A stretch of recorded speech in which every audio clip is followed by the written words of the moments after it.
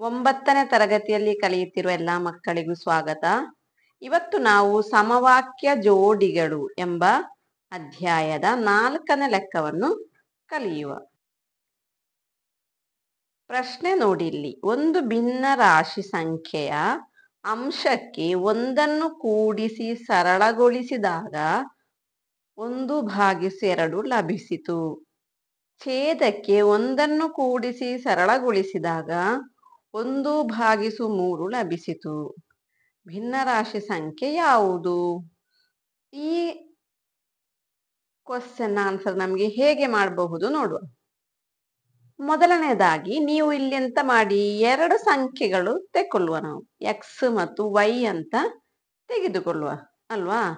ಭಿನ್ನ ರಾಶಿ ಅಂತ ಹೇಳಿದ್ರೆ ಎಂತದು ನೋಡಿ, ಎಕ್ಸ್ ಭಾಗಿಸು ವೈ ಅಂತ ಹೇಳಿದ್ರೆ ಭಿನ್ನ ರಾಶಿಗೆ ಒಂದು ಅಂಶ ಮತ್ತು ಛೇದ ಇರ್ತದೆ ಅಲ್ವಾ, ಗೊತ್ತಾಯ್ತಾ? ಇಲ್ಲಿ ನೋಡಿ ಅಂತೆ, ನಮ್ಮ ಪ್ರಶ್ನೆಯಲ್ಲಿ ಕೇಳಿದ ಹಾಗೆ ಎಕ್ಸ್ ಭಾಗಿಸು ವೈ, ಎಕ್ಸ್ ಬೈ ವೈ ಅಂತ ಹೇಳುದು ಒಂದು ಭಿನ್ನ ರಾಶಿ. ಎಂತ ಹೇಳಿದರೆ ಅದಕ್ಕೆ ಅಂಶಕ್ಕೆ ಒಂದನ್ನು ಕೂಡಿಸಿ ಸರಳಗೊಳಿಸಿದಾಗ 1/2 1/2 ಅಂತ ಸಿಕ್ಕಿತು. ಅದನ್ನು ನಮ್ಗೆ ಹೇಗೆ ಬರಿಬಹುದು? ಎಕ್ಸ್ ಡಿವೈಡೆಡ್ ಬೈ ವೈ ಅಂತ ಇರುವುದಲ್ವಾ, ಎಕ್ಸ್ ಬೈ ವೈ ಅಲ್ಲದ್ರೆ ಎಕ್ಸ್ ಭಾಗಿಸು ವೈ. ಅಂಶಕ್ಕೆ 1 ಕೂಡಿಸಿದಾಗ ಎಕ್ಸ್ ಪ್ಲಸ್ 1 ಭಾಗಿಸು ವೈ ಅಂತ ಹೇಳಿದ್ರೆ 1/2. ಇನ್ನು ನಮ್ಗೆ ಇದನ್ನು ಸರಳಗೊಳಿಸುವ. ಹೇಗೆ ಸರಳಗೊಳಿಸುವುದು? ಇದನ್ನು ಕ್ರಾಸ್ ಮಲ್ಟಿಪ್ಲೈ ಅಂತ ಹೇಳ್ತಾರೆ. ಹೀಗೆ ಬರುವಾಗ ನಾವು ಯಾವಾಗಲೂ ಅಡ್ಡ ಗುಣಿಸ್ಬೇಕು. ಮೊದಲನೆಯದಾಗಿ ಎಕ್ಸ್ ಪ್ಲಸ್ 1 2ಕ್ಕೂ ವೈ ಅನ್ನ ಮೇಲೆ ಬರುವ 1ಕ್ಕೂ ಗುಣಿಸ್ಬೇಕು. ಹಾಗೇನಾಗ್ತದೆ, 2 × x + 1 = y × 1. ಈ ಎಕ್ಸ್ ಪ್ಲಸ್ 1 ನಾವು ಯಾಕೆ ಬ್ರಾಕೆಟ್ ಅಲ್ಲಿ ಬರೋದು ಅದು ಗೊತ್ತುಂಟಾ?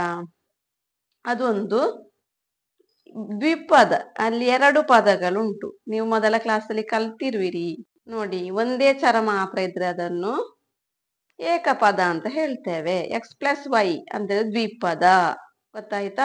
ಅದೇ ರೀತಿ ಇಲ್ಲಿ ಎಕ್ಸ್ ಪ್ಲಸ್ 1 ಎಂಬುದು ಒಂದು ದ್ವಿಪದ ಅಲ್ವಾ. ಅದ ಕಾರಣ ಅದನ್ನು ಬ್ರಾಕೆಟ್ ಅಲ್ಲಿ ಬರಿಬೇಕು. ಮಾತ್ರ ಅಲ್ಲ, ಈ 2 ನಾವು ಎಕ್ಸ್ಗೆ ಗುಣಿಸ್ಬೇಕು, 1ನೇ ಸಂಖ್ಯೆಗೂ ಗುಣಿಸ್ಬೇಕು.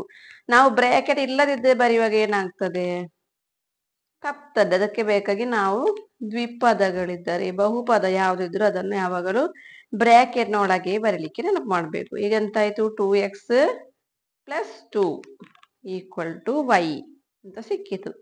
ಈ y ಅನ್ನು ಎಡದ ಬದಿಗೆ ತಂದಾಗ y = 2x + 2 ಅಂತೇಳಿ ಸಿಕ್ಕಿತು 1ನೇ ಸಮವಾಕ್ಯ. ಇನ್ನು ಪ್ರಶ್ನೆಯ 2ನೇ ಭಾಗದಲ್ಲಿ ಏನು ಹೇಳಿದ್ದಾರೆ ಗೊತ್ತುಂಟಾ? ಛೇದಕ್ಕೆ ಒಂದನ್ನು ಕೂಡಿಸಿದ ಸರಳಗೊಳಿಸಿದಾಗ 1/3 ಅಂತ ಸಿಗ್ತದೆ. ಅದನ್ನು ಹೇಗೆ ಬರೀಬಹುದು? ಎಕ್ಸ್ ಭಾಗಿಸು Y plus 1 = 1/3. 3x = 1 × y + 1.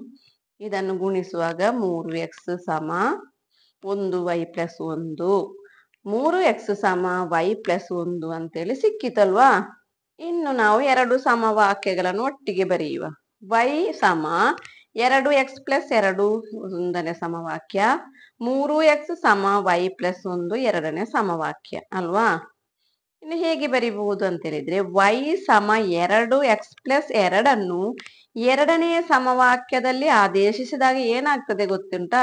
y ಇದ್ದ ಭಾಗದಲ್ಲಿ ನಾವು 2x + 2 ಅಂತೇಳಿ ಹಾಕ್ಬೇಕು. 3x = 2x + 2 + 1, 3x = 2x + 3, 3x - 2x = 3, x = 3 ಅಂತೇಳಿ ನಮ್ಗೆ ಸಿಕ್ಕಿತು. ಈ x = 3 ನಮ್ಗೆ 1ನೇ ಸಮವಾಕ್ಯದಲ್ಲಿ ಆದೇಶಿಸಿದಾಗ ಏನಾಗ್ತದೆ? 1ನೇ ಸಮವಾಕ್ಯ ಯಾವುದು? y = 2x + 2 ಅಲ್ವಾ. ಆಗ x ನ ಬೆಲೆ ಎಷ್ಟು ಸಿಕ್ಕಿದ್ದು ನಮ್ಗೆ? 3. y = 2 × 3 + 2, 2 × 3 6, 6 + 2 8, y = 8 ಅಂತೇಳಿ ಸಿಕ್ಕಿತು. ಆದ ಕಾರಣ x = 3 y = 8 ಎಂಬುದು ಈ ಪ್ರಶ್ನೆಯ ಉತ್ತರ ನಮಗೆ ಸಿಕ್ಕಿತು. ಮಕ್ಕಳೇ, ನಿಮಗೆ ಅರ್ಥವಾಗಿದೆ ಅಂತ ಭಾವಿಸ್ತೇನೆ. ಮುಂದಿನ ತರಗತಿಯಲ್ಲಿ ಮತ್ತೆ ಭೇಟಿಯಾಗೋಣ. ನಿಮಗೆ ಈ ಕ್ಲಾಸ್ ಅರ್ಥ ಆದರೆ ನೀವೊಂದು ಕಮೆಂಟ್ ಮಾಡಿ, ಶೇರ್ ಮಾಡಿ, ಲೈಕ್ ಮಾಡಿ, ಸಬ್ಸ್ಕ್ರೈಬರ್ ಮಾಡಿ.